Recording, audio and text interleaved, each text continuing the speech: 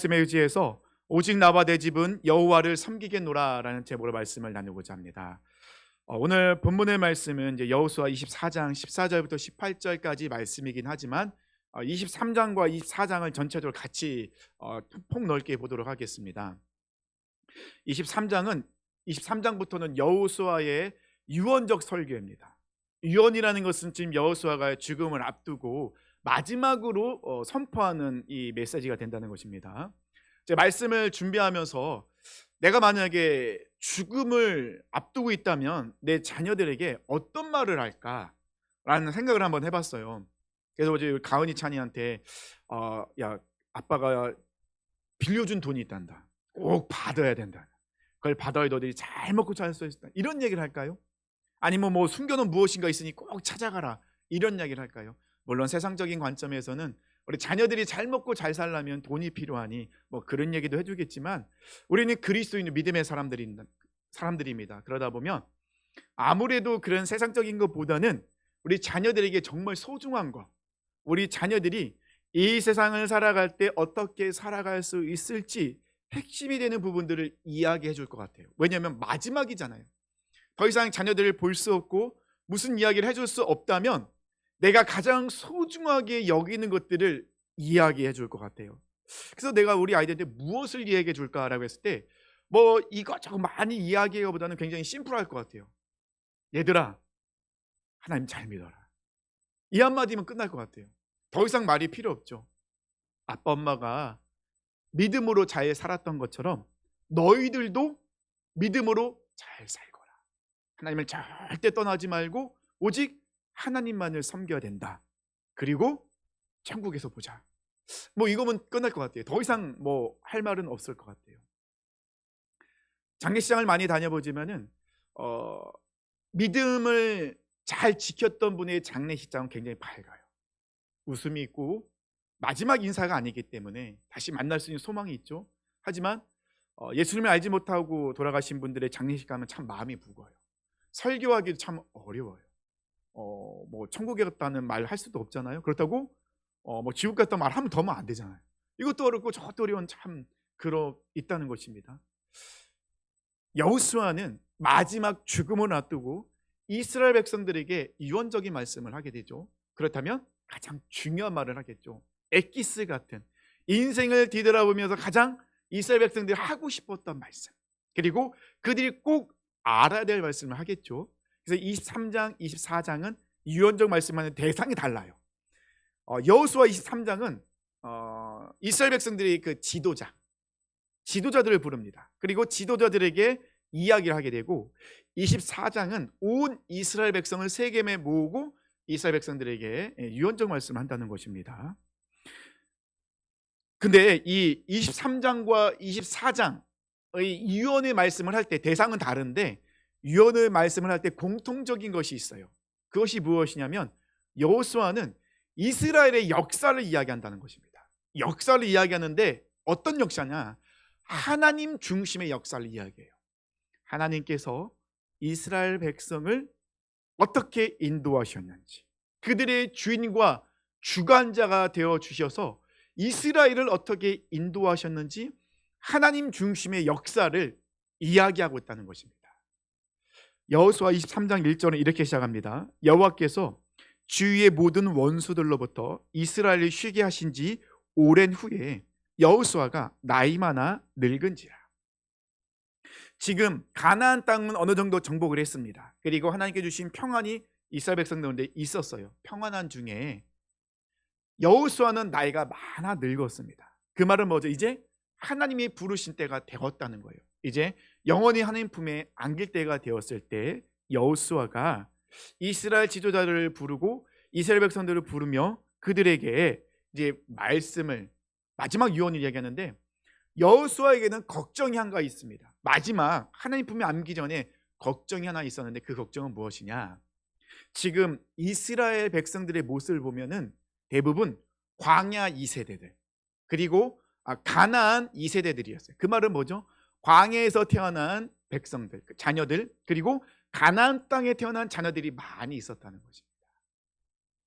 그런데 이들을 보면 왜 걱정이 되었을까요? 이들을 보면 걱정되는 것은 하나님이 그들 삶 가운데 역사하신 것들을 많이 경험하지 못했어요. 조금씩 알아가고 있는 그런 젊은 세대들이거든요. 하나님께서 이 출애굽을 어떻게 하셨는지, 광야를 어떻게 이끄셨는지, 가나안 땅을 어떻게 정복하게 하셨는지, 이 모든 모습들 잘 경험하지 못한 세대가 지금 이스라엘 주를 이루고 있었다는 거예요. 그러다 보니 이 여호수아 입장에서는 그 부분이 가장 걱정했던 부분입니다. 그래서 23장에서 이스라엘의 리더를 부릅니다. 그리고 네 가지를 부탁을 해요. 나중에 한번 23장 읽어보세요. 네 가지를 부탁하는데 첫 번째, 가장 중요하면서 그들에게 강력하게 부탁이라고는 명령이에요. 첫 번째는 무엇이냐? 모세의 율법책들에 기록된 것을 지켜 행하라. 그러니까 모세가 기록한 율법책을 어떻게 해요? 지켜 행하라. 단순하게 지켜라라가 아닙니다. 지켜서 행하라. 지키다는 건 뭡니까? 물론 우리 삶 속에서 알고 있고 지식적으로 깨달았으니 삶 속에서 뭔가를 하려고 몸부림치는 부분이 있겠죠. 근데 지켜 행하라는 것은요, 아주 강력한 명령이에요. 반드시 삶 속에서 살아내라. 지식적인 동의, 지식적으로 아는 것으로 끝나는 거면 안 된다는 거예요. 반드시 알았으면 삶 속에서 살아내라. 많이 알면 뭐합니까? 삶에 알고 적용도 되지 않고 살아내지 않으면 소용이 없는 거예요. 지금 여호수아는 지도자들에게, 말씀을 듣는 그들에게 먼저 얘기합니다. 당신들이 먼저 율법을 알고 깨닫고 삶 속에서 지켜 행하십시오. 하나님의 말씀을 살아내는 삶을 살아야 됩니다. 당신들의 뒷모습을 보며 자녀들이 따라가기 때문입니다. 그래서 리더들에게 이야기합니다. 다른 거 이야기하지 않죠. 먼저 하나님의 말씀대로 사십시오. 말씀을 살아내십시오. 부탁이 아니라 명령이에요. 두 번째는요, 남아있는 이방 민족들과 절대 섞이지 마라. 이 절대라는 단어를 쓰고 있습니다. 지금 가나안 땅에 정착은 했지만 아직 정복하지 못한 이방 민족들이 있었어요. 가나안 민족들이 있었어요. 근데 이 가나안 민족들은요, 우상을 숭배하고 있었어요. 그리고 하나님을 대적하는 그런 가치관을 갖고 있었습니다. 그냥 그들을 불쌍히 생각한다고 그들과 교류를 나누는 것은 하나님께서 기뻐하시지 않는 거예요. 하나님께서는 가나안을 들어갈 때 명령하신 것이었어요. 반드시 가나안에 있는 모든 민족들 다 쫓아내라는 거예요. 그들을 받아들이지 말라고 명령하셨어요. 왜냐하면 받아들이면 타협하게 되고 그들의 문화를 접하게 되고 받아들이게 된다는 거예요. 절대 섞이지 말라는 겁니다. 그 말은 뭐죠? 세상과 사탄에게 조금의 틈도 내어주지 말라는 거예요. 우리가 알게 모르게 타협하는 부분들이 많이 있어요. 받아들이는 부분들이 많이 있어요. 여호수아는 그 부분을 이야기하고 있습니다. 우리 삶의 영역 가운데 문을 열어주지 말라는 겁니다. 사탄은요, 조금만 틈만 벌어지면 그 틈으로 비집고 들어와서 하나님과 우리 사이를 갈라놓습니다. 관계가 깨지게 만듭니다. 하나님을 바라보지 못하도록 만든다는 거예요. 그래서 이 여호수아는 이 지도자들에게 명령합니다. 반드시 그들과 섞이지 마라. 그냥 인간적인 감정으로 불쌍히 여기지도 말라는 거예요. 그래야지만이 우리가 이 세상 속에서 그들과 섞이지 않고 하나님의 사람으로 살아갈 수 있다. 이것을 분명히 명령합니다. 세 번째는요, 오직 하나님께만 가까이 해라. 가까이 가라. 하나님만을 바라보며 살아가라. 이스라엘 백성들이 이 가나안을 정복할 수 있었던 것은 그들의 힘과 능력이 아니었어요. 그들이 무슨 무기가 좋았습니까? 아니면 훈련된 군인들이 있었습니까? 이스라엘 백성들이 여리고성을 점령할 때 어떻게 점령했죠? 그들이 뭐 싸움을 했나요? 아니잖아요. 하나님께서는 여리고성을 점령할 때 명령하셨죠. 뭐라고 명령하셨죠? 하루에 한 바퀴씩 돌아라. 근데 하루에 한 바퀴 돌 때는 어떻게 하죠? 아무 말도 하지 말라. 조용히. 오직 제사장들만 하나님을 찬양합니다. 악기로 연주하죠. 이스라엘 백성들은 한마디도 하면 안 돼요. 6째 날까지 다 그렇게 돕니다. 마지막 7째 날은요, 7바퀴를 돕니다. 총 13바퀴를 돌죠. 근데 13바퀴를 돌 때 이스라엘 백성들은 한마디도 하면 안 돼요. 왜 아무 말도 하지 말라고 했을까요? 이해가 안 되잖아요. 아니, 이 성을 정복하려면, 무너뜨리려면 무기를 준비한다든지 군인을 준비한다든지 아니면 전략을 짜야 되잖아요. 근데 하나님 뭐라고 명령하시죠? 그냥 돌으래요. 이게 우리 생각과 우리의 우리 인간적인 방법으로 생각할 때는 이해가 되지 않는 부분이에요. 근데 하나님은 그렇게 하라는 거죠. 그러면 우리 인간적인 본성 때문에 우리도 모르게 무엇이 올라오게 되죠? 불평이 올라와요. 하나님이 도대체 이해가 안 되네. 왜 그러는 거야? 이게 도대체 우리 이 여리고성을 주겠다는 거야? 안 주겠다는 거야? 우리의 생각과 이 말이 올라올 수 있거든요. 마음이 올라올 수, 감정이 올라올 수 있거든요. 하나님은 한마디도 하지 말라. 왜냐하면 하나님이 하시기 때문에. 그럼 이스라엘 백성들은 어떻게 하면 돼요? 순종하면 되는 거예요. 결국 마지막 13바퀴 돌고 이스라엘 백성들이 뭘 하죠? 외칩니다. 외쳤을 때 어떤 일이 일어나죠? 여리고성이 무너져요. 놀라운 기적을 경험합니다. 근데 아이성은 점령할 때는 어떻게 되죠? 실패해요. 왜 실패합니까? 첫 번째, 하나님이 여리고성을 점령했을 때는 여리고성에 있는 모든 것은 다 누구의 것입니까? 하나님에게. 첫 번째 것이 하나님의 것이에요. 하나도 이스라엘 것은 없었어요. 다 하나님께 바쳐야 됩니다. 근데 아간이 욕심대로 훔쳤어요. 그리고 아이성을 볼 때는 여리고성에 보면 작아요. 우리가 여리고성도 점령했는데 아이성은 충분히 우리 힘으로 정복할 수 있다. 교만한 마음이 들었죠. 자신의 생각이 올라왔습니다. 결과는 실패였죠. 그럼 아이성은 어떻게 점령합니까? 그들이 철저히 회개했을 때, 다시 인간적인 모든 걸 내려놓고 하나님을 의지했을 때 다시 점령할 수 있습니다. 여호수아는 이것을 이야기하고 있어요. 오직 여호와 하나님께만 가까이 가라. 하나님만을 의지하라. 너희들이 가나안을 정복할 수 있었던 것은 하나님의 능력이며 은혜였다. 하나님께서 딱 붙어서 절대로 떨어지지 마라. 이것이 가장 지혜로운 자의 모습이에요. 가장 미련한 사람은 어떤 모습입니까? 내 뜻대로, 내가 내 방식대로 하는 사람들. 네 번째는요, 오직 여호와 하나님만을 사랑하라.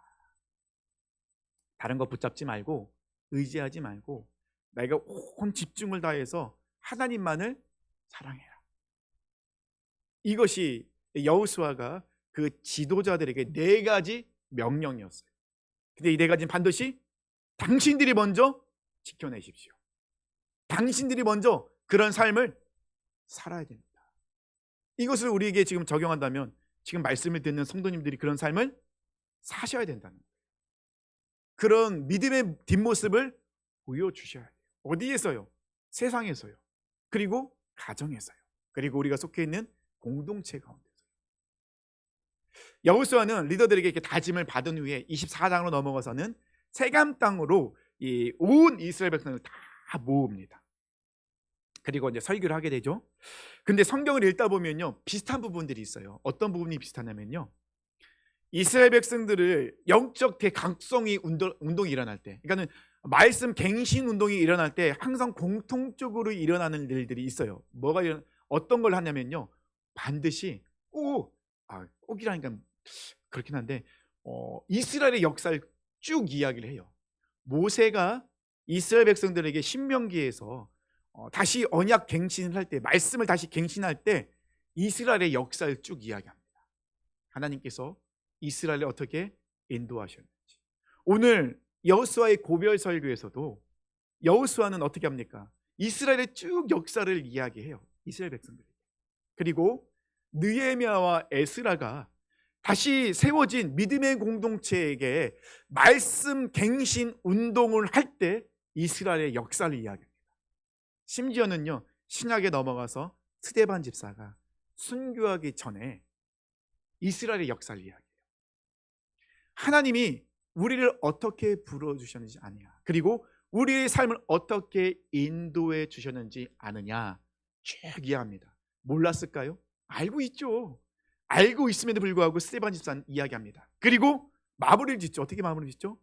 하나님께서 약속하신 메시아를 우리 가운데 보내주셨는데 당신들이 그 메시아를 죽였다. 당신들은 하나님의 말씀을 듣지 않고 행하지 않고 종교인으로 살아가고 있다. 아주 쐐기를 박아버립니다. 물론 그 말 때문에 결국 순교를 당하게 됩니다.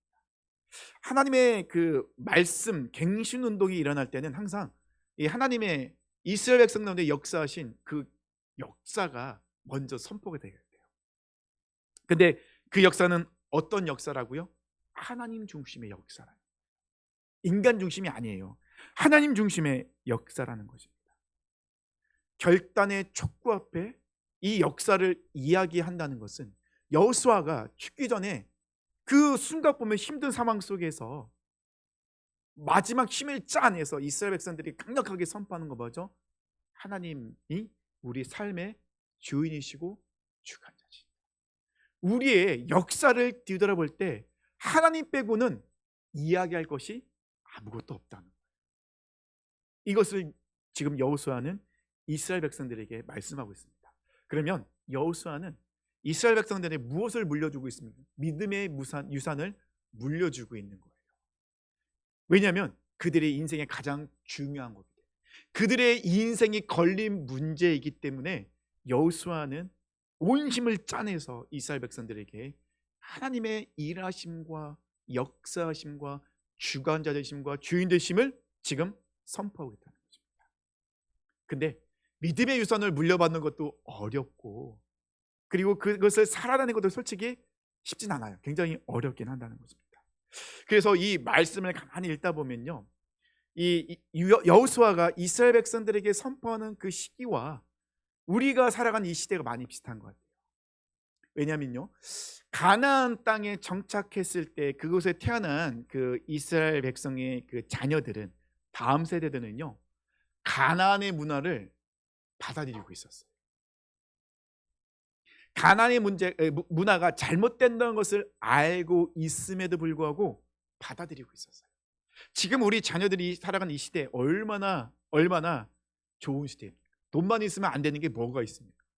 너무 편하죠? 너무 좋죠? 문화적으로도 얼마나 성장하고 발전되어 있습니까? 우리 눈을 즐겁게 하는 거, 우리 귀를 즐겁게 하는 거, 우리 오감을 즐겁게 하는 거 정말 많습니다. 우리 자녀들이요, 아무 저항 없이 그런 문화를 받아들이고 있어요. 여호수아는 그 부분을 이야기합니다. 지금 가나안 땅에는요, 가나안에 남아있는 이방 민족들, 그리고 가나안의 문화는 하나님을 대적하는 문화예요. 농사를 지었거든요. 농사 문화이다 보니 각각 분야별로 우상이 따로 있었어요. 비를 내리게 하는 우상, 햇볕을 쬐게 하는 우상, 풍년을 가다줘주는 우상. 대표적인 우상이 바알 신입니다. 많이 들어보셨죠? 바알. 끊임없이 이스라엘을 넘어뜨리는 신 바알, 풍요의 신이에요. 근데 바알 신을 섬길 때는 굉장히 음란하게 섬깁니다. 굉장히 음란하게 신을 섬기는데, 신을 섬기기 위한 그 음란함은 죄가 아니라는 거예요. 그러고 즐깁니다. 신을 섬긴다는 명분으로. 지금 여호수아는 그것이 보여요. 알고 있어요. 이 가나안의 문화를 지금 이스라엘의 자녀들은 매혹적인 것으로 생각하며 받아들이고 있어요. 흔들리고 있다는 것입니다. 그래서 여호수아는 이스라엘 백성들에게, 그 자녀들에게 강력하게 선포하고 있다는 것입니다. 이스라엘의 그 역사를 이야기하면서요. 그래서 오늘 본문에 보면은 24장 1절부터 쭉 보면요, 이제 여호수아가 세겜 땅에 이스라엘 백성을 모아놓고 이제 역사를 이야기하는데, 그 역사는요, 이스라엘의 역사이기도 하지만 또 한편으로는 개인의 역사이기도 해요. 가장 먼저 아브라함을 부르신 하나님의 그 역사를 이야기합니다. 하나님께서는요, 갈대아 우르에서 아브라함을 부르십니다. 그리고 아브라함에게 명령하시죠. 아브라함아, 너는 내 본토 친척 아비 집을 떠나 내가 네게 보여줄 땅으로 가라. 그 땅이 어딘지 아직은 몰라요. 하나님은 떠나라 명령하십니다. 하나님은 아브라함을 선택하여 부르셨어요. 그리고 아브라함의 삶을 어떻게 해요? 가나안으로 인도하셨어요. 아브라함은 어디로 가야 될지 몰랐어요. 근데 하나님이 부르시고 떠나라고 했으니 떠났어요. 그러면 아브라함은 의지할 대상은 하나님밖에 없는 거예요. 왜냐하면 하나님만이 알고 계시니, 하나님만이 목적지를 알고 계시고 하나님만이 그 길을 알고 계신 거예요. 그래서 아브라함은 하나님을 의지하죠. 근데 이 말씀이 아브라함에게만 적용되는 그런 말씀인가요? 아니죠. 하나님도 우리를 부르셨어요. 우리의 이름을 정확하게 지명하여 부르셨어요. 우연히 부르신 게 아니에요. 사랑하는 모든 성도님들, 하나님은 우리를 부르셨습니다. 그리고 우리의 삶을 인도하시는 것입니다. 근데 아브라함도 그렇고 우리도 그렇고요, 우리가 하나님의 부르심을 받을 만한 자격이 있나요? 아무 자격 없죠. 자격이 있습니까? 물어보면 있어요 라고 대답할 수는 아무도 없습니다. 그러니 이 모든 것이 하나님의 은혜이며 기적이라는 거예요. 우리 하나님의 기적을 보고 싶으세요? 거울을 보세요. 거울을 보세요. 거울에 비친 내가 하나님의 기적이에요. 이 죄인이 아무것도 없는 나를 하나님이 사랑하여 부르시고 하나님이 하나님을 삼아져 주신 거, 이것만큼 더 큰 기적이 어디 있습니까? 근데 왜 자꾸 다른 기적을 요구하세요? 내가 바로 하나님의 기적입니다. 그리고 하나님께서는 여호수아는 무엇을 얘기하냐면요, 하나님이 인도하셨다는 거예요. 하나님은 아브라함을 가나안으로 인도하셨습니다. 하나님은요 야곱을 애굽으로 인도하셨습니다. 하나님은요 이 모세와 아론을 통하여서 광야로 이스라엘 백성을 출애굽시켜서 인도하셨습니다. 그리고 어디까지 인도하시죠? 결국은 하나님께 약속하신 가나안 땅으로 그들을 인도하셨습니다.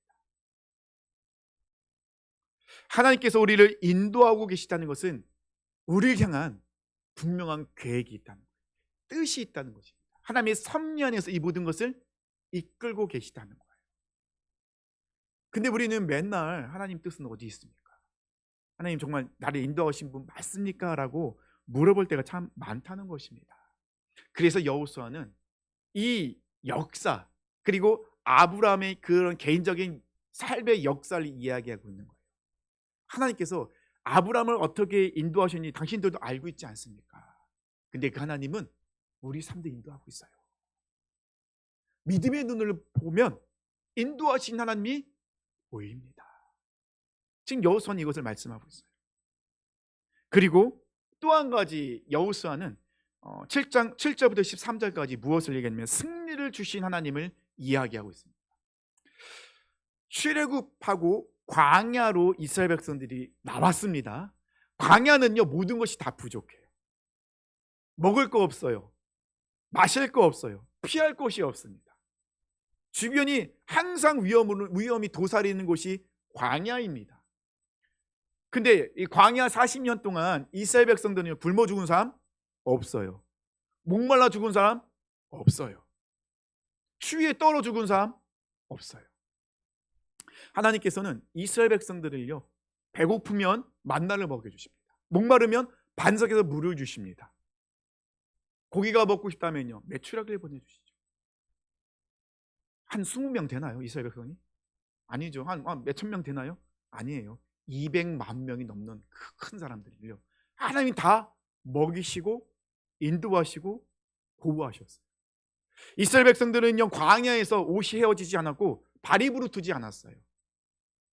물론 이스라엘 백성들이 불평불만할 때 불뱀에 물려 죽긴 했죠. 이스라엘을 공격하는 대적들로부터 하나님은 늘 보호하시고 앞장서서 싸우십니다.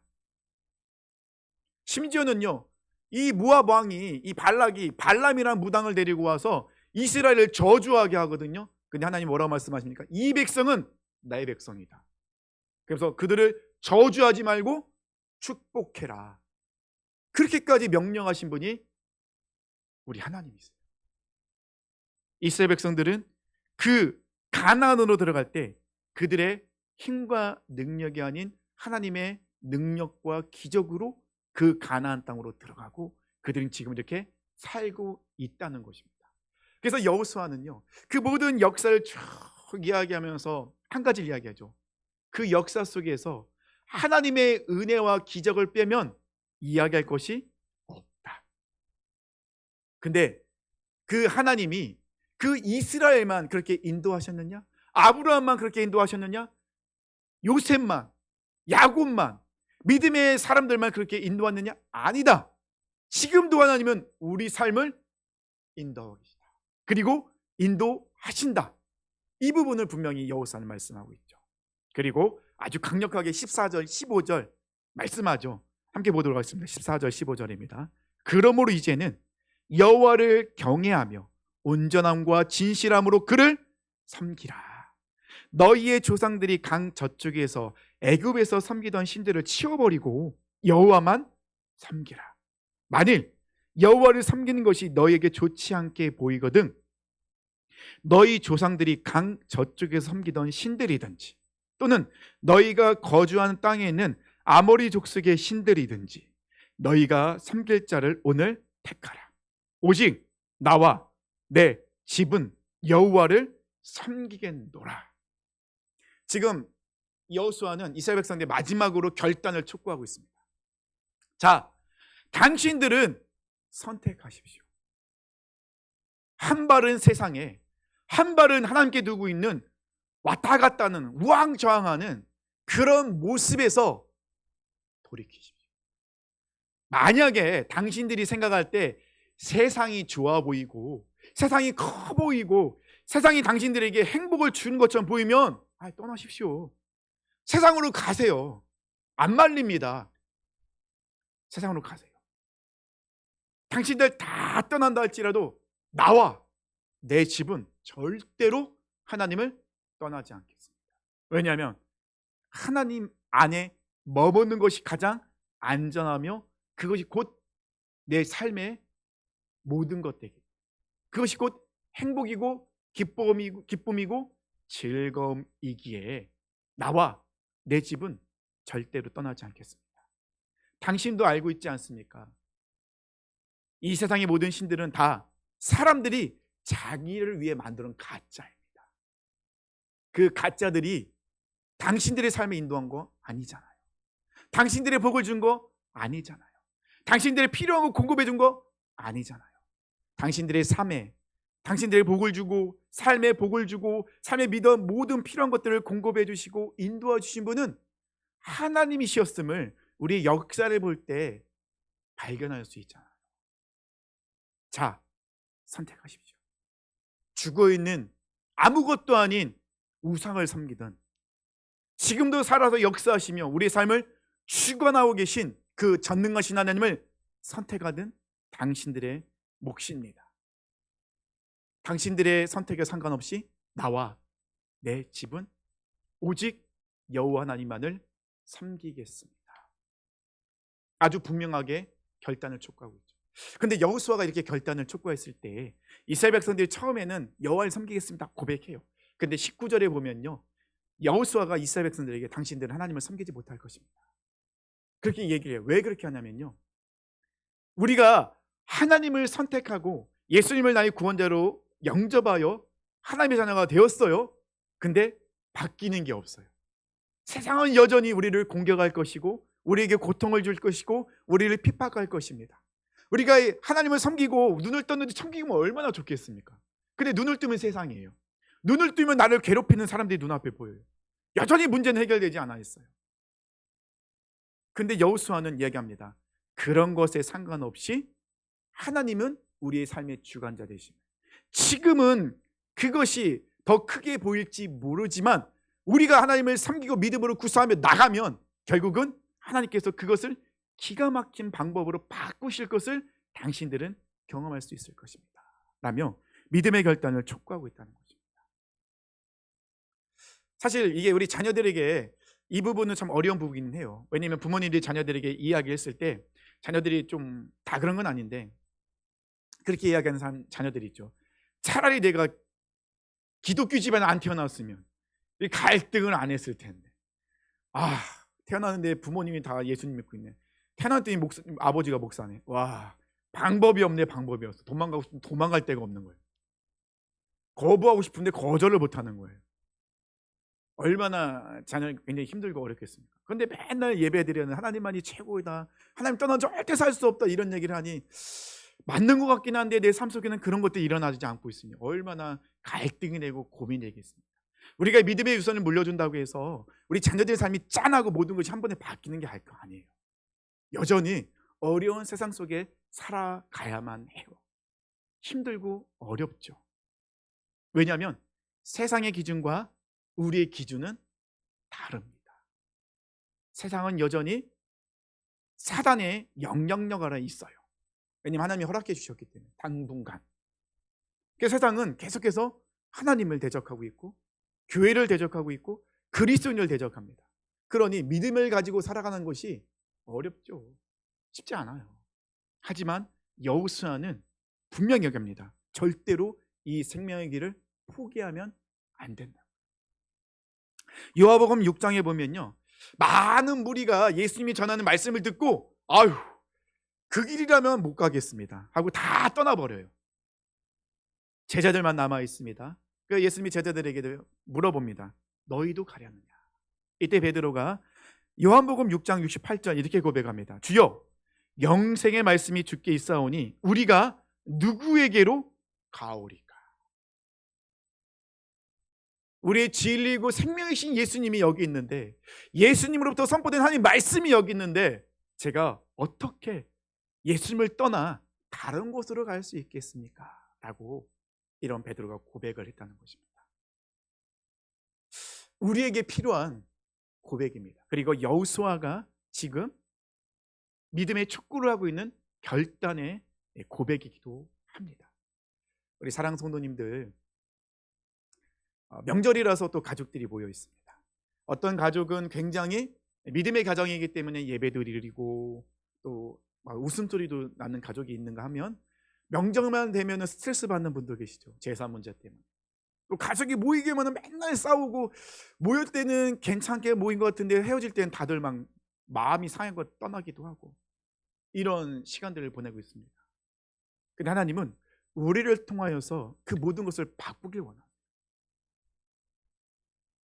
우리를 통하여서 그 가정이 믿음의 명문 가정 되기를 그렇게 만들길 원하신다는 것입니다. 당장은 힘들고 어렵죠. 몇 번 말씀드렸던 예화이긴 한데요, 어떤 사람이 예수님과 동행을 했습니다. 예수님을 동행할 때 발자국은 4개였어요. 내 발자국 2개, 예수님 발자국 2개. 근데 인생의 길을 걸어가다 볼 때 너무나 힘든 그 인생의 구간이 있었어요. 근데 그 구간을 지난 후에 뒤돌아보니 발자국이 2개밖에 없는 거예요. 이 사람은 너무 화가 났습니다. 아니, 예수님, 제가 예수님과 함께 할 때 기쁘고 즐거울 때는 예수님 나와 함께 해주시더니, 내가 가장 아프고 어렵고 고난 중에는 도대체 예수님은 어디가 계셨던 겁니까? 나 혼자 있을 때 왜 나를 내버려 두고 왜 나 혼자 그 길을 가도록 만드셨던 것입니까? 하나님, 도대체 이해가 되지 않습니다. 왜 나에게 그렇게 하셨습니까? 라고 따져 물었습니다. 이때 주님께서 그 사람에게 이해하게 해주죠. 뭐라고 얘기합니까? 얘야, 그 발걸음은 내 발자국이었단다. 네가 가장 아프고 어려울 때 나는 너를 업고 그 길을 갔단다. 예화이긴 하지만 우리의 인생을 뒤돌아볼 때요, 하나님이 우리의 삶을 인도하셨던 건 분명히 보입니다. 단지 내 방법대로, 내가 원하는 대로 되지 않기 때문에 보이지 않고 느껴지지 않을 때가 많다는 것이죠. 사랑하는 성도님들, 여호수아가 고백했던 것처럼 오직 나와 내 집은 여호와만을 섬기겠다라는 고백이 우리의 고백이 되었으면 좋겠습니다. 지금까지 이스라엘 역사를 볼 때, 믿음의 조상들의 인생의 발걸음을 볼 때, 그리고 내 삶의 여정을 볼 때 하나님 아니고는 이야기할 것이, 설명할 것이 없다라고 여호수아는 고백합니다. 하나님 없는 인생은 절망과 어둠이었지만 하나님께서 함께 하신 인생은 모든 것이 기적이며 은혜였다라고 여호수아는 고백합니다. 이 고백이 우리 고백이 되었으면 좋겠고, 이 고백이 우리 가정의 고백이 되었으면 좋겠습니다. 이 고백이 우리의 고백이 되었으면 좋겠습니다. 우리 사랑하는 성도님들, 믿음의 눈을 들어 지금도 우리의 삶의 주관자 되시고 주인 되시며 역사하시는 만왕의 왕 되신 예수님의 이름으로 승리하시길 축원합니다.